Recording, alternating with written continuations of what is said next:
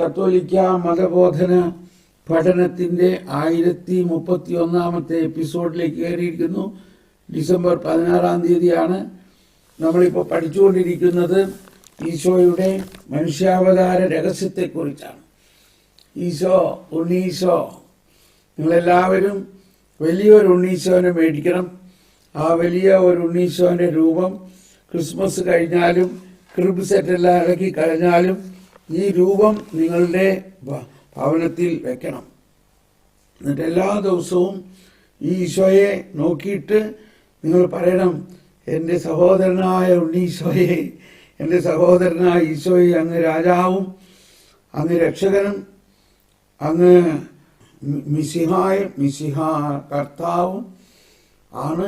അതോടൊപ്പം അങ്ങ് പുരോഹിതനാണ്, അങ്ങ് രാജാവാണ്, അങ്ങ് പ്രവാചകനാണ്. ഞങ്ങൾ എല്ലാം അങ്ങയുടെ ശരീരത്തിലുണ്ട്. അപ്പോൾ ഈ ദിവസങ്ങളിൽ നമ്മൾ പഠിച്ച ഒരു കാര്യം എല്ലാവർക്കും വളരെയധികം പ്രത്യാശയും സമാധാനം നൽകുന്ന ഒരു കാര്യം, അതൊന്നുകൂടി പറയട്ടെ. നമ്മളുടെ കുടുംബത്തിലും കുടുംബ ബന്ധങ്ങളിലും വീടുകളിലും അയൽവാസികളിലും പള്ളികളിലും ആരാധനാ സ്ഥലങ്ങളിലെല്ലാം നമ്മൾ കാണുന്ന ചില കുറവുകൾ, ചില വ്യക്തികൾ, കുറവുള്ള വ്യക്തികൾ, അവരെ ഒന്നും നമ്മൾ പുച്ഛിക്കുകയോ അവരെ ഒന്നും നമ്മൾ തരം താഴ്ത്തി കാണുകയോ ചെയ്യരുത്. മറിച്ച് അവരെല്ലാം ഉണ്ണീശോയുടെ ശരീരത്തിലുണ്ട് എന്ന് ഒന്ന് വിശ്വസിക്കണം. അമ്മായിയമ്മയും മരുമോളും ഉണ്ണീശോയുടെ ശരീരത്തിലുണ്ട്. ശത്രുവും സ്നേഹിതനും ഉണ്ണീശോയുടെ ശരീരത്തിലുണ്ട്. എല്ലാ തരത്തിലുള്ള പാപികളും ഉണ്ണീശോയുടെ ശരീരത്തിലുണ്ട്. ഇതാണ് യേശുക്രിസ്തുവിൽ വിശ്വസിക്കുക എന്ന് പറയുന്നതിൻ്റെ അടിസ്ഥാന തത്വം.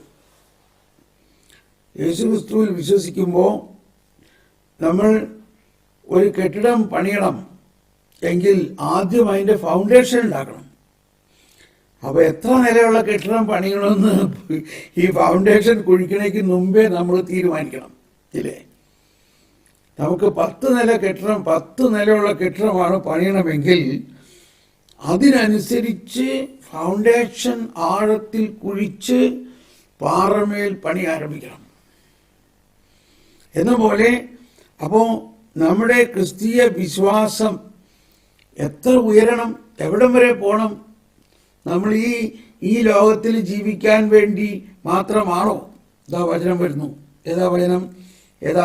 1 കൊറിന്ത്യസ് 15:19. 1 കൊറിന്ത്യസ് 15:19. ഈ ലോകത്തിൽ വിശ്വസിക്കാൻ മാത്രമാണ് നിങ്ങൾ ക്രിസ്തുവിൽ പ്രത്യാശ വച്ചിരിക്കുന്നതെങ്കിൽ നിങ്ങൾ എല്ലാവരെക്കാളും ഭോഷന്മാരാണ്. അതാണ്.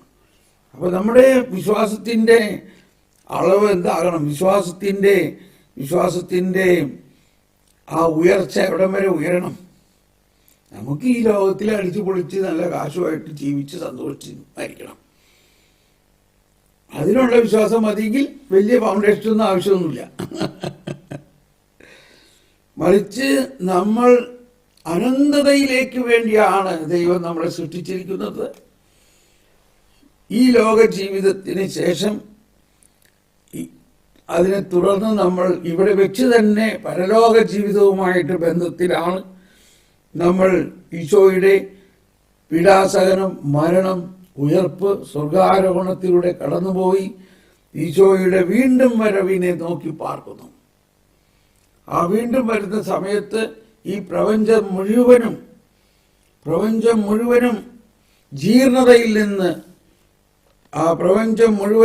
ജീർണതയിൽ നിന്ന് വിമോചിക്കപ്പെടും. ഈ പ്രപഞ്ചം മുഴുവനും ഒരു ജീർണതയിലാണ്. റോമാക്കാർക്ക് എഴുതിയ ലേഖനത്തിൽ 8-ാം അധ്യായത്തിൽ 21 സൃഷ്ടി ജീർണതയുടെ അടിമത്തത്തിൽ നിന്ന് മോചിതമാകുകയും ദൈവമക്കളുടെ സ്വാതന്ത്ര്യം പ്രാപിക്കുകയും ചെയ്യും. സകല സൃഷ്ടികളും ജീർണതയുടെ അടിമത്തത്തിൽ നിന്ന് മോചിതമാകും. 22 സമസ്ത സൃഷ്ടികളും ഒന്നു ചേർന്ന് ഇതുവരെയും ഈറ്റുനോവ് അനുഭവിക്കുകയും നെടുവീർപ്പെടുകയും ചെയ്യുന്നു എന്ന് നമുക്കറിയാം. സൃഷ്ടി മാത്രമല്ല, ആത്മാവിന്റെ ആദ്യ ഫലം ലഭിച്ചിരിക്കുന്ന നാമും നമ്മുടെ ശരീരങ്ങളുടെ വീണ്ടെടുപ്പാകുന്ന പുത്രത്വ ലബ്ധി പ്രതീക്ഷിച്ചുകൊണ്ട് ആന്തരികമായി വിലപിക്കുന്നു. ഈ പ്രത്യാശയിലാണ് നാം രക്ഷ പ്രാപിക്കുന്നത്. ഈ പ്രത്യാശ, അത് പ്രത്യാശിക്കണം. അത് കണ്ടു കഴിഞ്ഞാൽ പിന്നെ പ്രത്യാശയല്ല. താൻ കാണുന്നതിനെ ഒരുവൻ എന്തിനു പ്രത്യാശിക്കണം? അപ്പോൾ യുഗാന്ത്യത്തിൽ കർത്താവ് വീണ്ടും വരുന്ന സമയത്ത് മനുഷ്യകുലം മുഴുവനും മാത്രമല്ല, സൃഷ്ടി പ്രപഞ്ചം മുഴുവനും ജീർണതയിൽ നിന്ന് മോചിതമായി മഹത്വീകരിക്കപ്പെടും. ഇത് വിശ്വസിക്കുന്നുവോ? അപ്പോൾ അങ്ങനെ നമ്മുടെ വിശ്വാസം വളരണമെങ്കിൽ അതിൻ്റെ അടിസ്ഥാനമിടണം. അതാണ് മനുഷ്യാവതാരം. അപ്പോൾ മനുഷ്യാവതാര രഹസ്യത്തിൽ അടിസ്ഥാനമിടുമ്പോൾ, ഇതെല്ലാം മുമ്പ് പറഞ്ഞിട്ടുള്ള കാര്യം ഞാൻ റിപ്പീറ്റ് ചെയ്യുകയാണ്. ഡൊമിനം വിഫിഫിക്കാന്തത്തിലെ 50ാമത്തെ ഖണ്ഡികയിൽ നമ്മൾ പഠിച്ചു, മനുഷ്യാവതാരത്തിൽ വചനം മാംസമായി എന്ന് പറയുമ്പോൾ, മാംസം എന്ന് പറയുമ്പോൾ മനുഷ്യൻ മാത്രമല്ല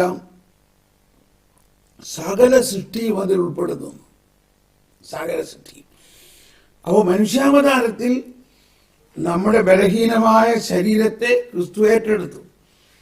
പക്ഷെ ആ ബലഹീനമായ ശരീരത്തെ മാത്രമല്ല, അധപ്പതിച്ച ശരീരത്തിൽ, അധപ്പതിച്ച ഞങ്ങളെ. അപ്പോൾ നമ്മളുടെ അധപ്പതിച്ച നമ്മളെ മാത്രമല്ല, അധപ്പതിച്ച സൃഷ്ടി പ്രപഞ്ചത്തെ മുഴുവനും വിശുദ്ധീകരിച്ച് ഒരുക്കും. അപ്പോൾ ഞാൻ ഫൗണ്ടേഷന്റെ കാര്യം പറഞ്ഞത്, നമ്മുടെ വിശ്വാസത്തിലെ വളർച്ച എന്തിനെ ആശ്രയിച്ചിരിക്കുന്നു? ഈ വിശ്വാസ സ്തംഭത്തിൻ്റെ ഫൗണ്ടേഷനായ ഈശോയുടെ മനുഷ്യാവതാരത്തെ, ഈശോയുടെ മനുഷ്യാവതാരത്തിലുള്ള അറിവനുസരിച്ചിരിക്കും. മനുഷ്യാവതാരത്തിലുള്ള അറിവ്. നമ്മൾ ക്രിസ്ത്യാനിക്ക് വേണ്ടിയാണ് ഈശോ വന്നതെന്ന് വിശ്വസിച്ചാൽ മനുഷ്യാവതാരത്തെക്കുറിച്ചുള്ള അറിവ് വളരെ ലഘുവാണ്. അപ്പോൾ ഞാനിത് പറയുമ്പോൾ, ഇപ്പോൾ ചിലവരെ, നമ്മുടെ ഗ്രൂപ്പിൽ തന്നെയുള്ള ചിലവരെ ഞാൻ കുറ്റം പറയാനല്ല, നമ്മളെ പരസ്പരം അറിയുന്നത് കൊണ്ട് നമ്മൾ വലുതാകാൻ വേണ്ടിയിട്ടാണ്. നമ്മളെപ്പോഴുമുള്ള ഒരു പ്രശ്നം, നമ്മൾ ഇത്രയും നാൾ പ്രാർത്ഥിച്ചിട്ട് ചില കാര്യങ്ങൾക്ക് ഒരു മാറ്റമില്ലല്ലോ. ഇത്രയും നാൾ പ്രാർത്ഥിച്ചിട്ട് എൻ്റെ ഭർത്താവിനൊരു മാറ്റമില്ലല്ലോ. ഇത്രയും നാൾ പ്രാർത്ഥിച്ചിട്ട് എൻ്റെ മകനൊരു മാറ്റമില്ലല്ലോ. ഇത്രയും നാൾ പ്രാർത്ഥിച്ചിട്ട് എൻ്റെ അമ്മായിയമ്മയ്ക്ക് ഒരു മാറ്റമില്ലല്ലോ. അപ്പോൾ ഇത് നമ്മുടെ ജീവിതത്തിലെ ഒരു ചോദ്യമാണ്. എന്തെല്ലാം ഇന്ന് നമ്മുടെ കേരളത്തിൽ കാര്യസാധ്യത്തിന് വേണ്ടിയുള്ള പരിപാടികളുണ്ട്. അത് മോശമായിട്ടല്ല പറയുന്നത്. ഒന്ന് നടക്കാണ്ടാവുമ്പോൾ ഒരു ധ്യാനകേന്ദ്രത്തിൽ പറയുന്ന കാര്യങ്ങളും നൊവേനകളും കാഴ്ചവെപ്പുകളും നടക്കാണ്ടാവുമ്പോൾ അടുത്ത ധ്യാനകേന്ദ്രത്തിൽ അതിനേക്കാൾ വലുത് പോകുന്നു. എന്ത് ചെയ്യാം? മനുഷ്യന്റെ നിസ്സഹായത കൊണ്ടാണ്. ഒരിക്കൽ ഞാനിതൊക്കെ പറഞ്ഞപ്പോൾ, എൻ്റെ ബ്രദറെ, എങ്ങനെയെങ്കിലും മനുഷ്യനൊന്ന് രക്ഷപ്പെടട്ടെ ബ്രദറെ. അപ്പോ എന്തുകൊണ്ടാണ് ഇങ്ങനെ കേരളത്തിൽ 150 ധ്യാനകേന്ദ്രങ്ങളിലും പിന്നെ ഞാനിപ്പോൾ അതിൻ്റെ ഒന്നും പേര് പറയുന്നില്ല, നിങ്ങൾ മനസ്സിലാക്കണം, പല നേർച്ചയും കാഴ്ചകളെയും അർപ്പിക്കുന്ന പല സെന്ററുകളിലും എല്ലാം പോയിട്ടും കാര്യം നടക്കുന്നില്ലെങ്കിൽ അതിൻ്റെ അർത്ഥം എന്താ? അതിൻ്റെ അർത്ഥം നമ്മുടെ വിശ്വാസത്തിൻ്റെ അടിസ്ഥാനം കൂടുതൽ ആഴമാകേണ്ടിയിരിക്കുന്നു. അപ്പോൾ ഇതെല്ലാം ഞാൻ പറഞ്ഞത് ഈശോയുടെ ഈ 4 കാര്യം: മനുഷ്യാവതാരം, ജീവിതം, പെസഹ, പീഡാനുഭവം, മരണം, ഉയർപ്പ്, സ്വർഗാരോഹണം. ഈ കാര്യങ്ങളെല്ലാത്തിലും നമുക്ക് വിശ്വാസമുണ്ടെങ്കിലും ഇതെല്ലാത്തിൻ്റെയും അടിസ്ഥാനം നിൽക്കുന്നത് മനുഷ്യാവതാരത്തിലാണ്. ഒരിക്കൽ ഒരാൾ പറഞ്ഞു, ഇല്ലേ, കന്യക ഗർഭം ധരിച്ചു. പുരുഷനില്ലാതെ ആരെങ്കിലും ഗർഭം ധരിക്കുമോ? ഇതെന്താ ഈ പറയണത്? ഞങ്ങൾ ഇത്രയും നാളും സയൻസ് പഠിച്ചു, എന്തെല്ലാം തിയറികൾ പഠിച്ചു. ഒരു പുരുഷനില്ലാതെ ഒരു സ്ത്രീ എങ്ങനെ ഗർഭിണിയാവും? സാറത് വിശ്വസിക്കണം. അപ്പോ സാർ അതൊന്ന് എക്സ്പ്ലെയിൻ ചെയ്ത് തരാമോ? എന്നോട് ചോദിക്കണം, അതെങ്ങനെയാ സാധിക്കും? ഞാൻ എടാ മോനെ, നീ ആരാ? നീ കത്തോലിക്കനാണോ? ആ, ഞാൻ കത്തോലിക്കനാണ്. ഞാൻ ഈ പ്രാർത്ഥനാ ഗ്രൂപ്പിന്റെ കോർ ഗ്രൂപ്പിലുള്ള ആളാണ്. എന്നാ നീ ഇവിടെ നിൽക്ക്, നിന്നെ ഞാൻ പറഞ്ഞ് മനസ്സിലാക്കി തരാം. പ്രാർത്ഥനാ ഗ്രൂപ്പിന്റെ കോർ ഗ്രൂപ്പ് അംഗമാണ് ഞാൻ. അവനെ കുറ്റം പറയല്ല. അവൻ അറ്റ്ലീസ്റ്റ് എന്നോട് വന്ന് ചോദിക്കാനുള്ള ആ ഒരു എളിമ ഉണ്ടായല്ലോ. അറിയാത്ത കാര്യം ഇതെങ്ങനെ സംഭവിക്കണമെന്ന് എനിക്ക് മനസ്സിലാവില്ല. അപ്പൊ ഞാൻ അവനെ മനസ്സിലാക്കി കൊടുത്തു, മോനെ, ഇത് നമ്മുടെ വിശ്വാസത്തിന്റെ അടിസ്ഥാന രഹസ്യമാണ്, ഫൗണ്ടേഷനാണ്. അത് നമ്മൾ മനസ്സിലാക്കിയത് കൊണ്ടല്ല അത് വിശ്വസിക്കണം. ഞാനൊക്കെ കുഞ്ഞുനാളിലെ ഇത് വിശ്വസിക്കണം. ഇത് മനസ്സിലാക്കിയത് കൊണ്ടല്ല അത് വിശ്വസിക്കണേ. ഇത് മനുഷ്യന് മനസ്സിലാകാൻ പറ്റാത്ത രഹസ്യമാണ്. അതിനാണ് രഹസ്യം എന്ന് പറയുന്നത്. മനുഷ്യന് മനസ്സിലാക്കാൻ പറ്റില്ല. ഇവിടെയാണ് വിശ്വാസത്തിന്റെ വിധേയത്വം എന്ന് പറയുന്നത്. റോമാക്കാർക്ക് എഴുതിയ ലേഖനത്തിന്റെ നോക്കിക്കോ, 1-ാം അധ്യായത്തിൽ 1:5 അവന്റെ നാമത്തെ പ്രതി വിശ്വാസത്തിന്റെ വിധേയത്വം സകല ജാതികളുടെ ഇടയിലും ഉളവാക്കേണ്ടതിന് ഞങ്ങൾ കൃപയും അപ്പസ്തോലവും പ്രാപിച്ചിരിക്കുന്നു. റോമർ 16-ാം അധ്യായത്തിൽ 26-ാമത്തെ വചനം.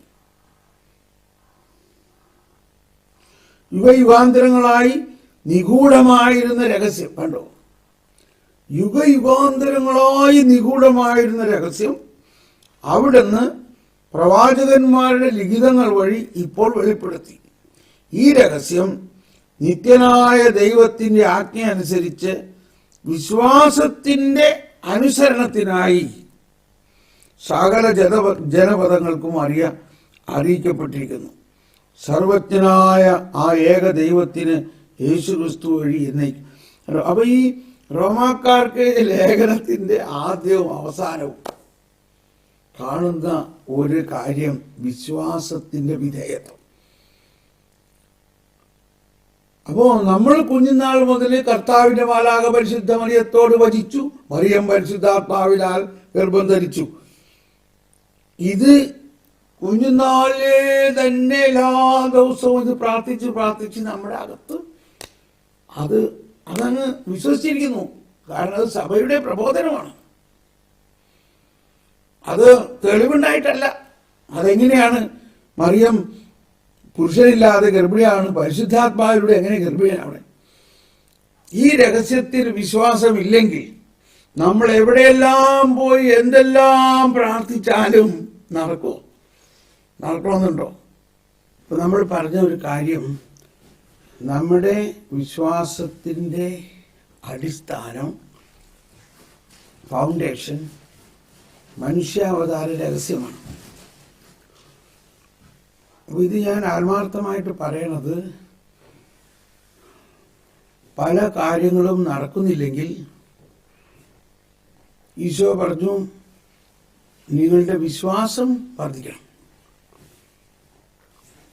അപ്പൊ എന്തെല്ലാം ധ്യാനങ്ങൾ കൂടിയാലും, എത്ര കുർബാനകൾ അർപ്പിച്ചാലും, ഗ്രിഗോറിയൻ കുർബാനകൾ അർപ്പിച്ചാലും, വിശ്വാസത്തിന്റെ അടിസ്ഥാനപരമായ ഈ രഹസ്യത്തിൽ നമ്മൾ വളർന്നില്ലെങ്കിൽ, വളർന്നാലേ ശരിയാവുള്ളൂ. അപ്പോൾ അതുകൊണ്ടാണ് ഇപ്പോൾ ഈ കർത്താവ് നമ്മളെ ഈ ഒരു രീതിയിൽ കൊണ്ടുപോകുന്നത്. അപ്പോൾ അതിൽ നമ്മളിപ്പോൾ മനസ്സിലാക്കിയത്, ഈശോയുടെ മനുഷ്യാവതാരത്തിൽ ഈശോ മനുഷ്യവംശത്തെ മാത്രമല്ല സകല സൃഷ്ടിജാലങ്ങളും ഈശോയുടെ മനുഷ്യാവതാരത്തിലുണ്ട്. റോമർ 8:21. സൃഷ്ടി എന്തുകൊണ്ടാണ് സൃഷ്ടി മുഴുവനും? ഈശോ കൊളോസോസ് 1:15, കൊളോസോസ് 1:15-16, കൊളോസോസ് 1:15-16 എന്താ പറയണേ? കൊളോസോസ് 1:15 അവൻ അദൃശ്യനായ ദൈവത്തിന്റെ പ്രതിരൂപവും എല്ലാ സൃഷ്ടികൾക്കു മുമ്പുള്ള ആദ്യജാതനാണ്. കാരണം കണ്ടോ 16, കാരണം അവനിൽ സ്വർഗത്തിലും ഭൂമിയിലുമുള്ള ദൃശ്യവും അദൃശ്യവുമായ എല്ലാ വസ്തുക്കളും സൃഷ്ടിക്കപ്പെട്ടു. അവനിൽ, ക്രിസ്തുവിൽ. അപ്പൊ അവന്റെ സൃഷ്ടി, അവൻ എങ്ങനെ മനുഷ്യനായി ജനിച്ചപ്പോ അവനിൽ സ്വർഗത്തിലും ഭൂമിയിലുമുള്ള ദൃശ്യവും അദൃശ്യവുമായ എല്ലാ വസ്തുക്കളും സൃഷ്ടിക്കപ്പെട്ടു. സിംഹാസനങ്ങളോ ആധിപത്യങ്ങളോ ശക്തികളോ അധികാരങ്ങളോ എന്തുമാകട്ടെ, എല്ലാം അവനിലൂടെയും അവന് വേണ്ടിയുമാണ് സൃഷ്ടിക്കപ്പെട്ടിരിക്കുന്നത്. അപ്പൊ ഈ സകല സൃഷ്ടിയും സൃഷ്ടിക്കപ്പെട്ടിരിക്കുന്നത് അവന് വേണ്ടിയാണ്. അവനാണ് എല്ലാറ്റിനും മുമ്പുള്ളവൻ. അവനിൽ സമസ്തവും സ്ഥിതി ചെയ്യുന്നു. ഉണ്ടോ? ഇനി ഇത് നോക്കൂ, ഇതാണ് അവൻ. ഈ അവനിൽ സമസ്തവും സ്ഥിതി ചെയ്യുന്നു. കാണുമ്പോൾ ഉണ്ണീശോയാണ്, ഒരു കുഞ്ഞ്. ഇവന് എന്ത് ചെയ്യാൻ പറ്റും? അതാണ് രഹസ്യം എന്ന് പറഞ്ഞത്. പിതാവായ ശിമിയോൻ കുഞ്ഞിനെ കയ്യിലെടുത്തിട്ട് പറഞ്ഞതെന്താ? ഓ, എന്റെ രക്ഷ, എന്റെ കണ്ണുകൾ സകല രോഗത്തിന്റെയും രക്ഷ കണ്ടു കഴിഞ്ഞു. അപ്പോൾ നമ്മൾ ഈ ക്ലാസ്സുകളിലൂടെ നമ്മൾ പശ്ചാത്തപിക്കണം. കർത്താവെ, ഈ കാലം അത്രയും ഞങ്ങൾ ഈ തരത്തിലുള്ള വിശ്വാസത്തിന്റെ ആ ആഴത്തിലേക്ക് പോയിട്ടില്ല. വിശ്വാസത്തിന്റെ ഫൗണ്ടേഷൻ ശരിയായിട്ടില്ല. ഞങ്ങളുടെ വിശ്വാസ സ്തംഭം പണിയുന്നതിന് ഫൗണ്ടേഷൻ ശരിയായിട്ടില്ല. ഓക്കെ, അപ്പം ഇത്രയും ഞാൻ ആമുഖമായിട്ട് പറഞ്ഞതാണ്. വീണ്ടും നമ്മൾ ഈശോയിൽ നമ്മൾ പടിപടിയായിട്ടാണ് വരുന്നത്. ഇത്രയും നാളിൽ നമ്മൾ സകല മനുഷ്യരും ഈശോയുടെ ശരീരത്തിലുണ്ടെന്ന് പഠിച്ചുവെങ്കിൽ ഇപ്പോൾ നമ്മൾ പഠിക്കുന്നത് സകല സൃഷ്ടിജാലങ്ങളും ഈശോയുടെ ശരീരത്തിലുണ്ട്. അന്തിമ വിജയം എന്ന് പറയുന്നത് പ്രപഞ്ചം മുഴുവനും, ഈ പ്രപഞ്ചം മുഴുവനും നശിച്ചു പോകുമെന്നല്ല നമ്മൾ വിശ്വസിക്കേണ്ടത്. ലോകാവസാനം എന്ന് പറഞ്ഞാൽ ലോകം മുഴുവനും നശിക്കുന്നുവെന്നല്ല വിശ്വസിക്കേണ്ടത്. 1042 സമയത്തിന്റെ പരിസമാപ്തിയിൽ ദൈവരാജ്യം അതിന്റെ പൂർണ്ണതയിലെത്തും. സാർവത്രിക വിധിക്ക് ശേഷം നീതിമാന്മാർ ശരീരത്തിലും ആത്മാവിലും മഹത്വീകൃതരായി. ഇപ്പൊ നമ്മളെ തനതുവിധി നടക്കുന്ന സമയത്ത് നമ്മുടെ ആത്മാവ് സ്വർഗത്തിലേക്ക് പോകുന്നു, എന്നാൽ നമ്മുടെ ശരീരം മണ്ണിലേക്ക് പോകുന്നു. എന്നാൽ അന്ത്യവിധി സമയത്ത് ആ ശരീരവും മഹത്വീകരിച്ച് ദൈവത്തിലേക്ക് പോകുന്നു. മഹത്വീകൃതരായി ക്രിസ്തുവിനോടുകൂടി എന്നേക്കും ഭരിക്കും. അടുത്ത വാക്ക് നോക്കി, പ്രപഞ്ചം മുഴുവൻ നവീകരിക്കപ്പെടുകയും ചെയ്യും. മനുഷ്യവംശം മുഴുവനും മാത്രമല്ല, പ്രപഞ്ചം മുഴുവൻ, സൃഷ്ടി പ്രപഞ്ചം മുഴുവൻ. മനുഷ്യവംശത്തോടൊപ്പം മനുഷ്യനോട് ഗാഢമായി ബന്ധപ്പെട്ടിരിക്കുന്നതും അവനിലൂടെ സ്വന്തം ഭാഗധേയം പ്രാപിക്കുന്നതുമായ പ്രപഞ്ചം തന്നെയും ക്രിസ്തുവിൽ പരിപൂർണമായി പുനഃസ്ഥാപിക്കപ്പെടും. ഇത് വിശ്വസിക്കണോ? വിശ്വസിക്കണം. ഇത് സഭയുടെ ഔദ്യോഗിക പ്രബോധനമാണ്. ലൂമൻ ജെൻഷ്യം 48. ക്രിസ്തുവിൽ പരിപൂർണമായി പുനഃസ്ഥാപിക്കപ്പെടുന്ന സമയം വരുമ്പോൾ സഭ സ്വർഗീയ മഹത്വത്തിൽ പൂർണ്ണത നേടും. 1043 മനുഷ്യവംശത്തെയും ലോകത്തെയും രൂപാന്തരപ്പെടുത്തുന്ന നിഗൂഢാത്മകമായ ഈ നവീകരണത്തെ വിശുദ്ധ ഗ്രന്ഥം പുതിയ ആകാശം പുതിയ ഭൂമിയും എന്ന് വിളിക്കുന്നു. സ്വർഗത്തിലും ഭൂമിയിലുള്ള എല്ലാ വസ്തുക്കളും ക്രിസ്തുവിൽ പുനഃപ്രതിഷ്ഠിക്കാനുള്ള ദൈവത്തിന്റെ പദ്ധതിയുടെ സുനിശ്ചിതമായ സാക്ഷാത്കാരമായിരിക്കും ഇത്.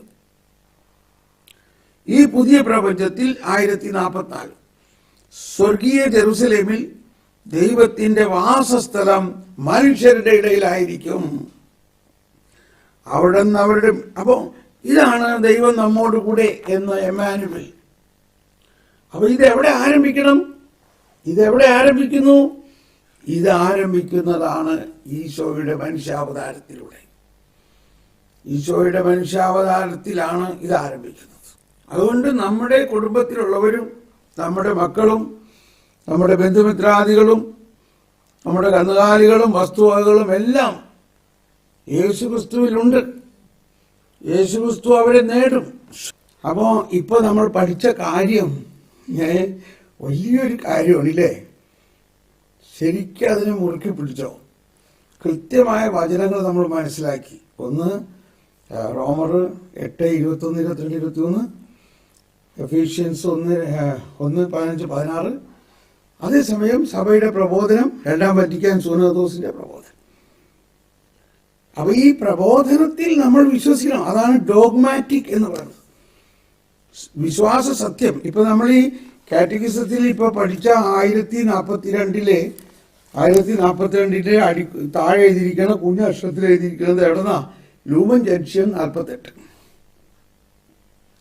ഇപ്പൊ കാറ്റഗിസവും അതിൽ പറഞ്ഞിരിക്കുന്ന കാര്യങ്ങളും സഭയുടെ ഡോഗ്മാറ്റിക് കോൺസ്റ്റിറ്റ്യൂഷനാണ്. ഡോഗ്മാറ്റിക് എന്ന് പറഞ്ഞാൽ വിശ്വാസ സത്യം.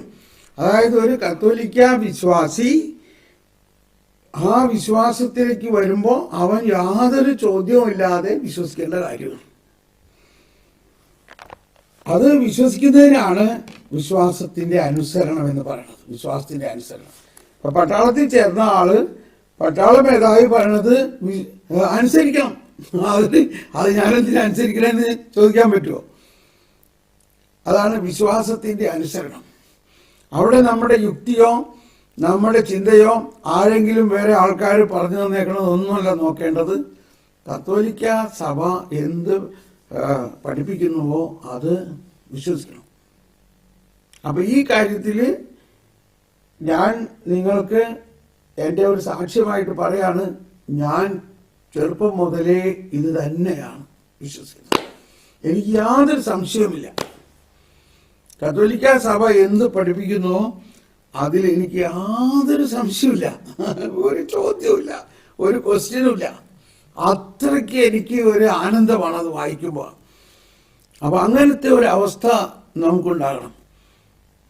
മാർപ്പാപ്പ പഠിപ്പിക്കുന്നത്, മാർപ്പാപ്പയുടെ പ്രബോധനം പുതിയ എൻസിക്ലിക്കല് ഇറങ്ങിയിരിക്കുന്നു. ഇത് നമുക്ക് ഇതിന്റെ ഒരു പരമ്പര നമുക്ക് ചെയ്യണം. അതിന്റെ മലയാളം ഇറങ്ങട്ടെ എന്ന് വിചാരിച്ച് ഞാൻ കാത്തിരിക്കുകയാണ്. ഇത് മലയാളത്തിൽ ഇറങ്ങിയിട്ട് വേണം അത് വെച്ചുകൊണ്ട് മലയാളം ഇംഗ്ലീഷും നമ്മൾ പഠിക്കണം. ഡെലിസിസ് നോസ്. ഈ ഡെലിസിസ് നോസ് എന്ന ദൈവം സ്നേഹമാകുന്നു, അല്ലെങ്കിൽ ഹി ലവ്ഡ് എന്നുള്ളത് ഈ റോമർ 8 അവസാനം പറഞ്ഞാണ്. അവന്റെ സ്നേഹത്തിൽ നിന്ന് ആര് നമ്മളെ അകറ്റാൻ പറ്റും? അപ്പൊ ഈ സ്നേഹമാണ് സകലത്തിന്റെയും അടിത്തറ. ഓക്കെ, ഇനി നമ്മൾ വീണ്ടും മനുഷ്യാവതാര രഹസ്യത്തിന്റെ മറ്റൊരു ഘടകത്തിലേക്ക് വരികയാണ്. നമ്മൾ ഇന്നലെ വരെ പഠിച്ചത് 469 പഠിച്ചു. അതായത് തന്റെ ദൈവത്വവും മനുഷ്യത്വവും തമ്മിൽ 469 ഒന്നുകൂടി വായിക്കുകയാണേ. തന്റെ ദൈവത്വവും മനുഷ്യത്വവും തമ്മിൽ വേർപെടുത്താൻ പറ്റാത്ത വിധം യേശു യഥാർത്ഥ ദൈവവും യഥാർത്ഥ മനുഷ്യനുമാണെന്ന് സഭയേറ്റ് പറയുന്നു. ഇത് ഞാൻ നിങ്ങളോടിത് പറയുമ്പോൾ വിഷമിക്കരുത്. ഇത് വീണ്ടും വീണ്ടും വായിക്കുമ്പേ ഈ പുതിയ വീഞ്ഞ് കുടിക്കണ മാതിരിയാണ്. അല്ലെങ്കിൽ എല്ലാ ദിവസവും നമ്മൾ വിശുദ്ധ കുർബാന അർപ്പിക്കണ്ടല്ലോ, നമുക്ക് റിപ്പീറ്റേഷൻ തോന്നാനില്ലല്ലോ. എല്ലാ ദിവസവും നമ്മൾ സ്വർഗസ്ഥനായ പിതാവ് പ്രാർത്ഥിക്കുന്നുണ്ടല്ലോ എന്ന മാതിരിയുള്ള വലിയ വിശ്വാസ രഹസ്യങ്ങളെ വീണ്ടും വീണ്ടും നമ്മൾ വായിക്കുമ്പോൾ നമുക്ക് ആനന്ദമുണ്ടാകുകയാണ് നമ്മുടെ ആത്മാവിൽ. കാരണം അത് ദൈവത്തിൻ്റെ വലിയ രഹസ്യങ്ങൾ നമുക്ക് വേണ്ടിയാണ്. അതുകൊണ്ട് നിങ്ങളിത് വീണ്ടും വീണ്ടും വായിക്കണം. ഇവിടെ തൻ്റെ ദൈവത്വവും മനുഷ്യത്വവും തമ്മിൽ വേർപെടുത്താൻ പറ്റാത്ത വിധം. അപ്പൊ ഈ മനുഷ്യത്വം വേർപെടുത്താൻ പറ്റില്ല എന്ന് പറഞ്ഞാൽ ആരാണ് മനുഷ്യത്വം? നമ്മളാണ്. നമ്മൾ ഓരോരുത്തരുമാണ്. യേശു യഥാർത്ഥ ദൈവവും യഥാർത്ഥ മനുഷ്യനുമാണെന്ന് സഭ ഏറ്റുപറയുന്നു. കണ്ടോ? അപ്പോൾ വിശ്വാസത്തിൻ്റെ വിധേയത്വം നമുക്കുണ്ടെങ്കിൽ നമ്മളും അത് ഏറ്റുപറയണം. സഭ ഏറ്റുപറയണത് നമ്മുടെ വിശ്വാസമാണ്. സഭ പറയണത് ഞാനും ഏറ്റുപറയണം. തൻ്റെ ദൈവത്വത്തിനും കർത്തൃത്വത്തിനും ഭംഗം വരാതെ മനുഷ്യനും നമ്മുടെ സഹോദരനുമായി തീർന്നവൻ യഥാർത്ഥത്തിൽ ദൈവപുത്രനാണ്. യഥാർത്ഥത്തിൽ ദൈവപുത്രനാണ്. അപ്പൊ നമുക്ക് ഒരു സഹോദരൻ, നമ്മുടെ സഹോദരൻ ആരാ? ദൈവപുത്രൻ, ദൈവം തന്നെയാണ്. ഇതിലൊക്കെ നമ്മൾ ആവേശം കൊള്ളണം. ഇത് ചുമ്മാ ഒരു തമാശ കാര്യമല്ല. അതിനെക്കുറിച്ച് നമ്മൾ ധ്യാനിച്ച് അത് പറഞ്ഞ് സ്നേഹിച്ച് നമ്മുടെ ജീവിത പ്രശ്നങ്ങൾ വരുമ്പോൾ ആ സഹോദരനോടൊന്ന് പറയും. അതാണ് ഞാൻ മുമ്പ് പറയാറുള്ള ഒരു കാര്യം ഒന്ന് പറഞ്ഞോട്ടെ. ജോൺ ഓഫ് ദ ക്രോസിൻ്റെ പുസ്തകത്തിലുള്ളതാണ്. യോഹന്നാൻ കുരിശിൻ്റെ പുസ്തകത്തിൽ എഴുതിയിരിക്കുന്ന ഒരു കാര്യമാണ്. ഒരു കുഞ്ഞിന് അമ്മ ഭക്ഷണമൊക്കെ ഉണ്ടാക്കി കഴിഞ്ഞപ്പോഴാണ് ഓർത്തത്, അയ്യോ എൻ്റെ കൊച്ചു മോൾക്ക് ഈ ഭക്ഷണം ശരിയാവില്ലല്ലോ, അതുകൊണ്ട് അവൾക്ക് വേണ്ടി മാത്രം, ഞാൻ പെട്ടെന്ന് പറയണം, അവൾക്ക് വേണ്ടി മാത്രം നല്ല അധികം എരിവില്ലാത്ത രുചികരമായ ഭക്ഷണം ഉണ്ടാക്കി, അവൾക്ക് വേണ്ടി മാത്രം. പക്ഷേ ഭക്ഷണമേശയ്ക്ക് വന്നപ്പോൾ അവൾ പറയാണ്, എനിക്കത് വേണ്ട, എനിക്കത് വേണ്ട, എനിക്ക് നിങ്ങൾ കഴിക്കണമല്ലോ മതി, പപ്പയും മമ്മിയും കഴിക്കുന്നത് മതി. കൊച്ചിന് കരച്ചിലോട് കരച്ചിൽ. അപ്പൻ പറഞ്ഞു, അമ്മ പറഞ്ഞു, എല്ലാവരും പറഞ്ഞു, മോളെ ഇത് കഴിക്കാൻ, ഇത് നിനക്കുള്ളതല്ല, ഇത് നീ കഴിച്ചാൽ നിൻ്റെയൊക്കെ വയറിന് അസുഖമാവും, ഇത് നീ കഴിക്കരുത്, നിനക്ക് വേണ്ടി പ്രത്യേകമായിട്ട് മമ്മി ഉണ്ടാക്കിയതാണിത്, എനിക്കത് വേണ്ട. യോഹന്നാൻ കുറിച്ച് അവസാനം അപ്പ പറഞ്ഞു, എന്നാ പിന്നെ അത് ചോദിക്കണത് കൊടുക്ക്, കാര്യം അവസാനിക്കട്ടെ. അപ്പോൾ ഇങ്ങനെയാണ് നമ്മുടെ ഒരുപാട് പ്രാർത്ഥനകളും എന്നാണ് യോഹന്നാൻ ക്രൂസ് പിതാവ് പറയണത്. ഞാൻ പറയുന്നതിൻ്റെ അർത്ഥം, നമ്മൾ നമ്മുടെ സഹോദരനാണ് ഈശോ എന്ന് ഉദ്ദേശിച്ചുകൊണ്ട്, എൻ്റെ ചേട്ടായി, എൻ്റെ സഹോദര, നിനക്കറിയില്ലേ എൻ്റെ കുടുംബത്തിലെ പ്രശ്നങ്ങൾ, എൻ്റെ വീട്ടിലെ പ്രശ്നങ്ങൾ, നീ എന്താ ഇങ്ങനെ നോക്കി നിൽക്കണേ, നീ ഒന്ന് ഇടപെട്, നീ എൻ്റെ മധ്യസ്ഥനല്ലേ, നീ എനിക്ക് വേണ്ടി പ്രാർത്ഥിക്കുന്ന നിത്യ പുരോഹിതനല്ലേ, എൻ്റെ ചേട്ടാ, എൻ്റെ ഈശോയെ. ഇങ്ങനെ ഈശോയുമായിട്ടുള്ള ആ വ്യക്തിബന്ധത്തെ നമ്മൾ കാണും. വ്യക്തിബന്ധം, ആ വ്യക്തിബന്ധം. അപ്പോൾ അനുഭവം ഉണ്ടാവും, കാര്യങ്ങൾ നടക്കുന്നത് കാണും. കാര്യങ്ങൾ നടക്കാത്തതാണെങ്കിൽ നമുക്ക് വേണ്ടാത്തതാണ്. നമ്മളതിനെ പിടിച്ച് നിർബന്ധിച്ച് മേടിക്കരുത്. പിന്നീട് നമുക്ക് മനസ്സിലാവും, നന്നായി അന്നത് നടക്കാതിരുന്നത് എന്ന് തോന്നും. അടുത്ത പാരഗ്രാഫിലേക്ക് പോകുന്നത് 470 ദൈവപുത്രൻ എങ്ങനെ മനുഷ്യനാകുന്നു? മനുഷ്യാവതാരമെന്ന രഹസ്യാത്മക യോജിപ്പിൽ, മിസ്റ്റീരിയസ് യൂണിയൻ, കണ്ടോ, അതിനകത്ത് നിസ്സാരമായ കാര്യമില്ല. മനുഷ്യാവതാരമെന്ന രഹസ്യാത്മക യോജിപ്പിൽ അവിടുത്തെ മനുഷ്യപ്രകൃതി വിലയിപ്പിക്കപ്പെടുകയല്ല, ആദാനം ചെയ്യപ്പെടുകയാണുണ്ടായത്. 97. ഇത് എവിടെ നിന്നാണ്? ഗൗഡിയം സ്പെക്സ്, സഭയുടെ ഔദ്യോഗിക പ്രബോധനമാണ്. ഗൗഡിയം സ്പെക്സ് 22:2. ഈ സത്യം ഗ്രഹിച്ച സഭ നൂറ്റാണ്ടുകളിലൂടെ ക്രിസ്തുവിൻ്റെ ബുദ്ധിയുടെയും മനസ്സിൻ്റെയും പ്രവർത്തനങ്ങളോട് കൂടിയ ക്രിസ്തുവിൻ്റെ ബുദ്ധിയുടെയും മനസ്സിൻ്റെയും പ്രവർത്തനങ്ങളോട് കൂടിയ മനുഷ്യാത്മാവിൻ്റെ പൂർണ്ണ യാഥാർത്ഥ്യത്തെക്കുറിച്ചും അവിടുത്തെ മനുഷ്യ ശരീരത്തെക്കുറിച്ചും വിശദ പ്രഖ്യാപനങ്ങൾ നടത്താൻ പ്രേരിതയായി. കണ്ടോ, അവിടുത്തെ മനുഷ്യപ്രകൃതി വിലയിപ്പിക്കപ്പെടുകയല്ല, ആദാനം ചെയ്യപ്പെടുകയാണ് ഉണ്ടായത്. It is assumed. ഈ സത്യം ഗ്രഹിച്ച സഭ നൂറ്റാണ്ടുകളിലൂടെ ക്രിസ്തുവിൻ്റെ ബുദ്ധിയുടെയും മനസ്സിൻ്റെയും പ്രവർത്തനങ്ങളോട് കൂടിയ മനുഷ്യാത്മാവിൻ്റെ പൂർണ്ണ യാഥാർത്ഥ്യത്തെക്കുറിച്ച്, അവിടുത്തെ മനുഷ്യ ശരീരത്തെക്കുറിച്ചും വിശദ പ്രഖ്യാപനങ്ങൾ നടത്താൻ പ്രേരിതയായി. ക്രിസ്തുവിൻ്റെ ബുദ്ധിയുടെയും മനസ്സിൻ്റെയും പ്രവർത്തനങ്ങളോട് കൂടിയ മനുഷ്യാത്മാവിൻ്റെ പൂർണ്ണ യാഥാർത്ഥ്യത്തെക്കുറിച്ചും, ക്രിസ്തുവിൻ്റെ ബുദ്ധിയുടെയും മനസ്സിൻ്റെയും പ്രവർത്തനങ്ങളോട് കൂടിയ. മനസ്സിലായ? എടാ കഴുതേ, നിന്നോട് എത്ര പറഞ്ഞിട്ട് മനസ്സിലാവണില്ലോ, ഇങ്ങനെയൊക്കെ നമ്മൾ പറയും. ആരാണ് ഈ കഴുതയെന്ന് നമ്മൾ വിളിക്കുന്ന ആള്? ക്രിസ്തുവിൻ്റെ സഹോദരനും ക്രിസ്തുവിൻ്റെ ബുദ്ധിയുടെയും മനസ്സിൻ്റെയും പ്രവർത്തനങ്ങളോട് കൂടിയ നമ്മുടെ സഹോദരനാണ്. ആലോചിച്ചേ, നമ്മളെവിടെയാ? പ്രവർത്തനങ്ങളോട് കൂടിയ മനുഷ്യാത്മാവിൻ്റെ പൂർണ്ണ യാഥാർത്ഥ്യത്തെക്കുറിച്ചും അവിടുത്തെ മനുഷ്യ ശരീരത്തെക്കുറിച്ചും വിശദ പ്രഖ്യാപനങ്ങൾ നടത്താൻ പ്രേരിതയായി. അതുപോലെ തന്നെ ഓരോ സന്ദർഭത്തിലും ക്രിസ്തുവിൻ്റെ ദൈവിക പ്രകൃതി, ആദാനം ചെയ്ത മനുഷ്യപ്രകൃതി ആ ദൈവിക വ്യക്തിയുടെ സ്വന്തമാണെന്ന് സഭയ്ക്ക് അനുസരിപ്പിക്കേണ്ടി വന്നു. അതാണ് അനുസരണ വിധേയത്വം. ശ്രദ്ധിക്കണം. അതുപോലെ തന്നെ ഓരോ സന്ദർഭത്തിലും ക്രിസ്തുവിൻ്റെ ദൈവിക പ്രകൃതി, ആദാനം ചെയ്ത മനുഷ്യപ്രകൃതി ആ ദൈവിക വ്യക്തിയുടെ സ്വന്തമാണെന്ന് ആണ്. നമ്മൾ കർത്താവിൻ്റെതാണ്.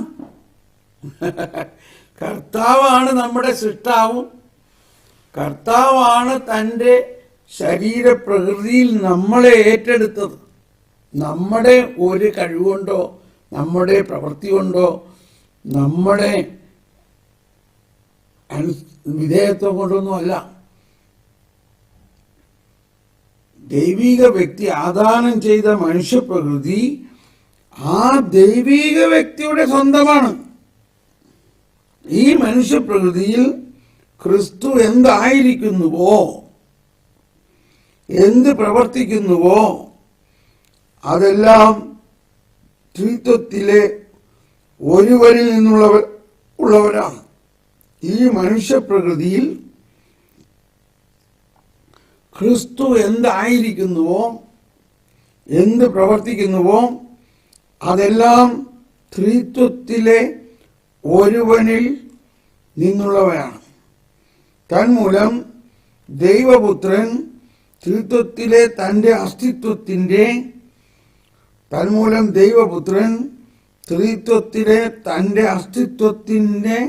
വൈയക്തിക സ്വഭാവം തൻ്റെ മനുഷ്യപ്രകൃതിക്ക് പ്രദാനം ചെയ്യുന്നു. Praise the Lord. ഇത് അത്ര എളുപ്പമാണോ മനസ്സിലാകാൻ? മനസ്സിലാക്കാൻ നോക്കാം. തന്മൂലം ദൈവപുത്രൻ ത്രിത്വത്തിലെ തൻ്റെ അസ്തിത്വത്തിൻ്റെ വൈയക്തിക സ്വഭാവം തൻ്റെ മനുഷ്യപ്രകൃതിക്ക് പ്രദാനം ചെയ്യുന്നു. ക്രിസ്തു തൻ്റെ ശരീരത്തിലും ആത്മാവിലും ത്രിത്വത്തിൻ്റെ ദൈവിക രീതികൾ മാനുഷിക രീതിയിൽ പ്രകടമാക്കുന്നു. യോഹന്നാൻ 14:9-10.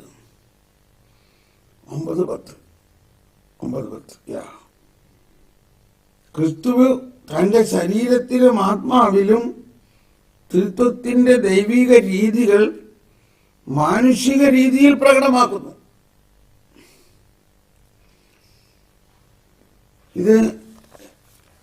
ഇതിൻ്റെ 626 നമ്മൾ മുമ്പ് പഠിച്ചിട്ടുള്ളതാണ്. 626 കൂടി വായിക്കാം. വധിക്കപ്പെട്ട ജീവന്റെ കർത്താവ് പുനരുത്ഥാനം ചെയ്ത് ജീവിക്കുന്നവൻ തന്നെയാണ്. അതുകൊണ്ട് ദൈവപുത്രനായ വ്യക്തി മരണം മൂലം പരസ്പരം വേർപെട്ട വളരെ പ്രധാനപ്പെട്ട പോയിന്റാണ്.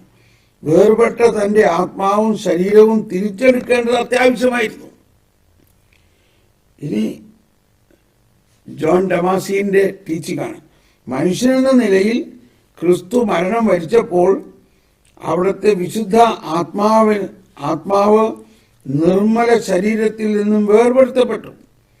എന്നാൽ ദൈവികതയാകട്ടെ ഒന്നിൽ നിന്നും, അതായത് ആത്മാവിൽ നിന്നോ ശരീരത്തിൽ നിന്നോ വേർതിരിക്കപ്പെട്ടില്ല. അതുകൊണ്ട് ഏക വ്യക്തി രണ്ടായി വിഭജിക്കപ്പെട്ടില്ല. ശരീരവും ആത്മാവും ഒരേ സമയം ആദ്യം മുതലേ വചനമാകുന്ന വ്യക്തിയിൽ, അതാണ് ദൈവികത, സ്ഥിതി ചെയ്തിരുന്നു. മരണത്തിൽ അവ വിഭജിക്കപ്പെട്ടു. എങ്കിലും അവ സ്ഥിതി ചെയ്തിരുന്ന വചനത്തിൽ ഏക വ്യക്തിത്വത്തിൽ രണ്ടും എന്നും നിലനിന്നിരുന്നു. അതുകൊണ്ടാണ് അന്ത്യവിധിയിലുള്ള പുനരുത്ഥാന സമയത്ത് നമ്മുടെ ശരീരം നമ്മുടെ ആത്മാവുമായിട്ടേ കണക്റ്റാവുള്ളൂ. എന്തുകൊണ്ടാ? നമ്മുടെ ആത്മാവും ശരീരത്തിനും കോമൺ ആയിട്ടുള്ള ഒരു ദൈവിക വ്യക്തിത്വമുണ്ട്. ആ ദൈവിക വ്യക്തിത്വം വേർപെട്ടില്ല. മരണം മൂലം ശരീരവും ആത്മാവും വേർപെട്ടു. എന്നാൽ ഇത് തമ്മിലുള്ള ഒരു കോമൺ ഫാക്ടർ നിലനിൽപ്പുണ്ട്. അപ്പോൾ നമ്മുടെ ശരീരം ഇപ്പോൾ മരിച്ച് മണ്ണിൽ പോയാലും നമ്മുടെ ശരീരവും ആത്മാവും തമ്മിലുള്ള ആ ദൈവിക സത്ത അത് നിലനിൽക്കുന്നുണ്ട്. അതെവിടെയാ നിൽക്കണമെന്ന് ചോദിച്ചാൽ പറയാൻ ബുദ്ധിമുട്ടാണ്. ഓക്കെ, ഇപ്പൊ നമുക്ക് ഇവിടെ നിർത്താം അല്ലേ?